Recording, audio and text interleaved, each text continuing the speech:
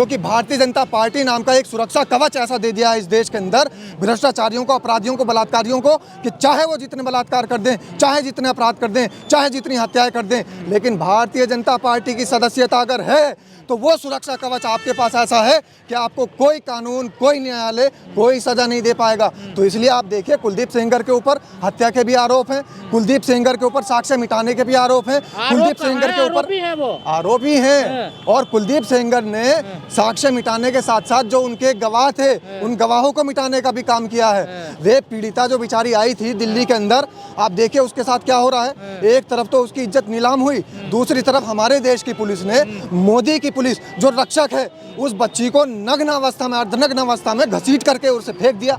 ये हमारे देश का कानून चल रहा है। तो आप बताइए, हमारे देश के अंदर मनुस्मृति चल रही है या हमारे देश के अंदर संविधान चल रहा है? आप लोग तय कर सकते हैं। इस देश का जो बुद्धिजीवी समाज है वो ये तय कर सकता है कि इस देश के अंदर अब मनुस्मृति चल रही है, अब ये देश मनु संहिता से चल रहा है, संविधान नामचार्य के लिए बचा हुआ है, संविधान नाम मात्र के लिए चल रहा है। आप देखिए मनुस्मृति के अंदर क्या था, महिलाओं को कितना नीचे दिखाया गया था। आज महिलाओं को नीचा दिखाते हुए तो उनकी बेइज्जती हो रही है। आज महिलाओं को तो घसीटा जा रहा है। जो व्यक्ति इस बात को कह रहा है, उनकी बेटी के साथ अगर ये काम हो जाता, उनकी बहन के साथ अगर ये काम हो जाता, तो क्या ये वक्तव्य वो उस समय भी देते? ये सिर्फ बहुजन समाज की बेटियों पर जब प्रताड़ना होती है, बहुजन समाज की बेटियों पर जब प्रताड़ना होने के साथ साथ उनका उत्पीड़न होता है, उनका बलात्कार होता है, उनकी हत्याएं होती हैं, तभी इस तरीके के प्रवचन दिए जाते हैं। और ये प्रवचन मनुवादी विचारधारा के लोग ही दे सकते हैं। अम्बेडकरवादी संविधान का मानने वाला, इस देश के अंदर विश्वास रखने वाला, इस देश के कानून में विश्वास रखने वाला व्यक्ति इस तरीके का वक्तव्य नहीं दे सकता। पर ऐसे बलात्कारियों को छोड़ा जाएगा तो समाज में क्या मैसेज जाएगा? देखिए, समाज में यही मैसेज जाएगा जिस तरीके से राम भद्राचार्य कह रहे हैं कि महिलाएं इस समाज के अंदर मात्र भोग विलास की वस्तु है, महिलाएं मात्र एक खिलौना है। महिलाएं यानी वाइफ की डेफिनेशन वो बता रहे हैं, पत्नियों की डेफिनेशन बता रहे हैं, लड़कियों की डेफिनेशन बता रहे हैं। तो हमारे समाज को तो ये बाबा चला रहे हैं, हमारे समाज को तो ये अंधभक्त चला रहे हैं, हमारे समाज को तो ये आरएसएस के लोग, आरएसएस के पिट्ठू चला रहे हैं। हमारे देश के अंदर अम्बेडकरवादियों का तो गला घोटा जा रहा है, हमारे देश के अंदर संविधान का समर्थन करने वालों का गला घोटा जा रहा है। और ऐसे जजेस, मैं तो ये कहता हूँ कि ऐसे जजेस को तुरंत हटा देना चाहिए जो इस तरीके का फैसला देते हैं। उनके फैसलों को ही, चाहे अवमानना का ही, न्यायालय के अवमानना का केस क्यों ना हो जाए, लेकिन ऐसे जजेस के और ऐसे फैसलों को इस पूरी देश की जनता को बिल्कुल सिरे से खारिज कर देना चाहिए। मेरी जान को खतरा है, मेरे घर वाले को, मेरे बच्चे, सबको खतरा है कुलदीप सेंगर से। अब क्या खतरा नजर आएगा? उस समय खतरा नजर नहीं आया जब पीड़िता जा रही थी और अपने केस की पैरवी करने के लिए पहुंच रही थी। जब वो कोमा में चली गई, उसके ऊपर हमले हुए, तब उस पर खतरा नजर नहीं आया। इस देश के शासन प्रशासन को, इस देश की सरकार को तब उसकी व्यथा नहीं दिखाई दी, उसकी परेशानी नहीं दिखाई दी। तो अब कहां से परेशानी दिखाई दी जाएगी? जब उसके चाचा को मौत के घाट उतार दिया गया, जब उसके बाप को पीट कर उसकी हत्या कर दी गई, तब इस देश की सरकार को नहीं दिखाई दिया कि उस पीड़िता के साथ क्या हो रहा है। अब कहां से दिखाई देगा? अब तो उनके विधायक को बचाने की मुहिम चल रही है, अब तो उसके विधायक को दूध का धुला साबित करने की मुहिम चल रही है। उस विधायक को दूध का धुला भले ही ये सरकार साबित करना चाह रही हो, लेकिन ये देश की जनता जानती है, इस देश के बुद्धिजीवी लोग जानते हैं, इस देश के कानून में विश्वास करने वाले लोग, रखने वाले लोग जानते हैं कि अपराधी तो अपराधी होता है, चाहे भारतीय जनता पार्टी की वॉशिंग मशीन में धुल करके आप निकाल दो, चाहे उसे दूध से नहला करके निकाल दो, अपराधी अपराधी यह है।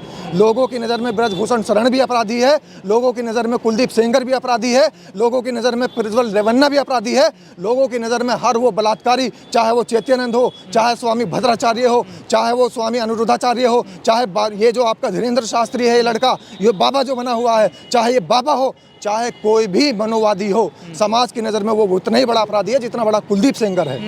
लेकिन लगातार ये जो बलात्कारी बाहर निकल रहे हैं, इनका स्वागत होता है, इनके समर्थन में लोग आ जाते हैं। बिल्कुल बानो के स्वागत करने वाले कौन लोग हैं? देखिए, उनके माला पड़ेगी, उन्हें संस्कारी बताया गया। स्वागत करने वाले कौन लोग हैं? ये वही लोग हैं जो ये कहते हैं कि मात्र भोग विलास की वस्तु है महिलाएं, यही तो स्वागत कर रहे हैं।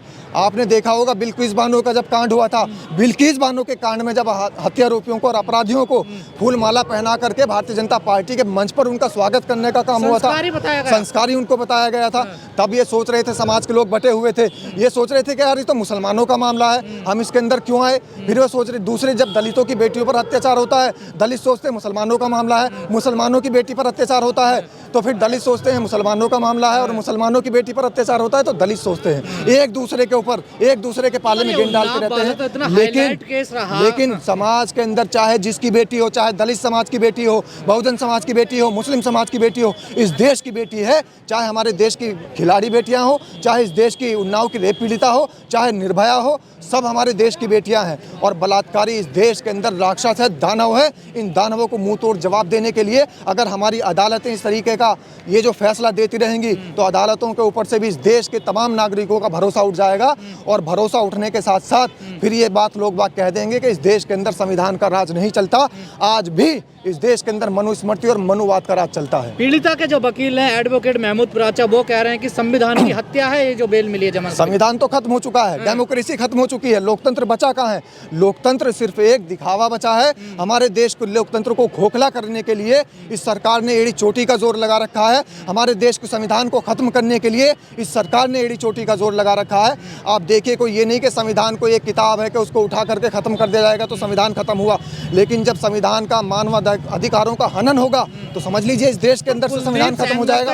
और वही मुहिम चल रही है। इनके खिलाफ तो चार्जशीट में नाम भी नहीं आ रहा था, एफआईआर सुप्रीम कोर्ट ने एक्सेप्ट किया था। कुलदीप सेंगर तो छोड़िए, भारतीय जनता पार्टी की अगर सदस्यता लेने वाला कोई एक आम सदस्य भी है उसके ऊपर भी कोई कहीं भी कार्रवाई नहीं होती है। प्रज्वल रेवन्ना कौन से विधायक थे, प्रज्वल रेवन्ना कौन से मंत्री थे, लेकिन कितनी देर लगी जब 2500 अश्लील वीडियो सामने आ गई लोगों के और सोशल मीडिया पर वायरल होने लगी, समाज के सामने उसकी दरिंदगी उजागर हो गई, तब कार्रवाई करनी पड़ी, वरना बचाने का काम चल रहा था। बीजेपी के विधायक थोड़ा कुलदीप सेंगर, उन्हें तो सस्पेंड कर दिया गया था ना, देखिए तभी। ये तो बीजेपी को क्यों लपेटा जा रहा है इसमें? आप कैसे बीजेपी से अलग मान सकते हैं? भारतीय जनता पार्टी से अलग कहाँ है? जितने भी भारतीय जनता पार्टी के लोग हैं, विधायक हैं, सांसद हैं, मंत्री हैं और वो बलात्कार के अंदर उनका इन्वॉल्वमेंट होता है, वो भ्रष्टाचार के अंदर इन्वॉल्व होते हैं, भले ही उनकी सदस्यता समाप्त कर दी जाती है, लेकिन सारे के सारे संबंध उनके भारतीय जनता पार्टी से रहते हैं। सिर्फ दिखावे के लिए हाथी के दांत हैं, खाने के कुछ और हैं, दिखाने के कुछ और हैं। तो पीड़िताएं क्या करें अब? पीड़िता क्या करेगी? पीड़िता दर दर भटकती रहेगी, पीड़िता को ऐसे ही घसीटते रहेंगे। और देखिए किस तरीके का काम, जब पीड़िता ने अपनी आवाज़ उठाने का काम किया, क्या इस देश के अंदर संविधान चल रहा है? अगर संविधान चल रहा है तो इस देश के अंदर अभिव्यक्ति की आज़ादी कहाँ चली गई? एक पीड़िता अपनी आवाज़ उठाने के लिए जब दिल्ली कूच कर रही थी और दिल्ली के अंदर समाज के सामने अपनी आवाज़ रखने के लिए आई थी, तो किसे अधिकार है? इस देश की रक्षक पुलिस उस बेटी को इतने बुरे व्यवहार के साथ, उसके जो कपड़े हैं वो भी उतर गए, वो अर्धनग्न अवस्था में आ गई और उसे घसीटते हुए, इसके टांग पकड़ के, उसके हाथ पकड़ के उसको घसीटते हुए एक साइड में फेंक दिया। ये देश के अंदर न्याय हो रहा है क्या? प्रोटेस्ट करने की परमिशन नहीं थी ना उनके पास, देखिए। अच्छा, प्रोटेस्ट करने की परमिशन नहीं है तो क्या रेप करने की परमिशन होगी इस देश के अंदर? रेप करने की भी तो परमिशन नहीं है, और रेप करने के बाद हत्या करने की भी तो परमिशन नहीं है, हत्या करने के बाद साक्ष्य मिटाने की भी तो परमिशन नहीं है, साक्ष्य मिटाने के साथ साथ गवाहों की हत्या करने की भी तो परमिशन नहीं है, पीड़ित पिता की हत्या करने की भी तो परमिशन नहीं है। परमिशन तो बहुत सारी नहीं है, लेकिन फिर भी वो सारे काम हो रहे हैं और अपराधी खुलेआम घूम रहे हैं। यही हमारे देश के लोकतंत्र की तरफ एक जो हमारे देश का जो कोड है वो यही है कि मनुवाद को बढ़ावा मिल रहा है और संविधान को खत्म किया जा रहा है। तो नारा है बेटी बचाओ बेटी पढ़ाओ, लेकिन कितनी बेटियां पढ़ाई जा रही है? कई लाख स्कूल बंद कर दिए गए, 5 लाख से ज़्यादा स्कूल ऐसे हैं जो बंद कर दिए गए हैं। और प्राइमरी स्कूल छोड़िए, आप ये देखिए कि अभी संसद के अंदर एक आवाज़ उठी थी, एक सांसद ने आवाज़ उठाई थी कि प्राइवेट स्कूलों की फीस इतनी ज़्यादा बढ़ रही है, सरकार की नज़र क्यों नहीं पड़ती? एक तरफ वो कहते हैं कि स्कूलों के अंदर बच्चे कम हैं, अगर बच्चे कम हैं तो प्राइवेट स्कूलों की संख्या क्यों बढ़ती चली जा रही है? सरकारी स्कूलों के अंदर तो बच्चे कम हैं, प्राइवेट स्कूलों के अंदर बच्चे कहाँ से आ रहे हैं? ये सारी जो है इनकी मनमानी एक तरीके से सरकार का प्रोपेगेंडा चल रहा है। प्राइवेट जितने भी स्कूल हैं, निजी जितने स्कूल हैं, उनको बढ़ावा दिया जा रहा है, निजीकरण ज़्यादा बढ़ रहा है और सरकारी जितनी योजनाएं हैं वो सब खत्म होती जा रही है। ठीक है, धन्यवाद। सीधी बात मैं आपको ये बता दूं कि सीधा इस देश को संविधान से हटाकर मनुस्मृति की, मनु संहिता की और मनुवाद की तरफ धकेला जा रहा है।